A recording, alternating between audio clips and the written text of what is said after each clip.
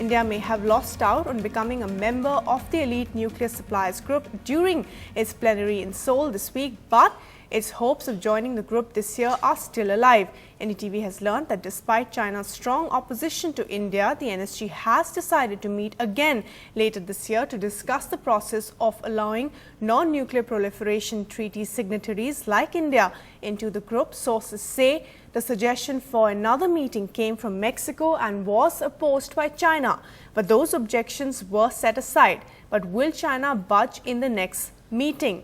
Now, we spoke to the MEA spokesperson, Vikas Swarup, and this is what he had to say.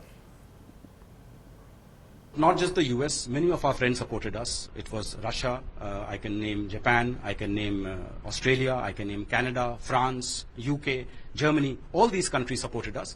But at the same time, we have to understand the reality that the NSG is a 48-member club, and it works only by consensus. So, this is a process which is going to take slightly longer. I think it will not be correct to impose artificial timelines and deadlines on this process.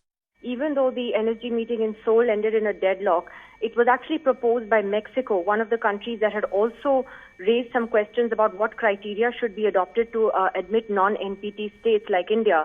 It was Mexico that proposed that there should be a meeting later this year, most likely in Vienna towards the end of the year, to specifically look at the issue of what criteria should be adopted to admit non-NPT states like India.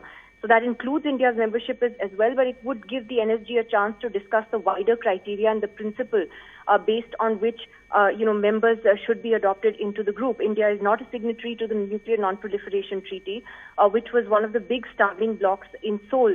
However, we also know at the same time that the Argentine ambassador has been appointed as the head of a panel to informally consult with other members right away, in fact, on the issue specifically of India's membership. So that is also being seen as a window that has been kept open. But I must say that the Chinese challenge still remains, because India has a very tough task over the next few months to bring China on board. We understand that when Mexico, in fact, proposed that this meeting take place later this year, it was again opposed by China before other members prevailed upon China to let there be a decision on a second meeting. So the Chinese wall is still very much there, and it will be a tough diplomatic task for India over the next few months to see how to turn China around on this. So yes, there is a slight window that is open, but still tough days ahead.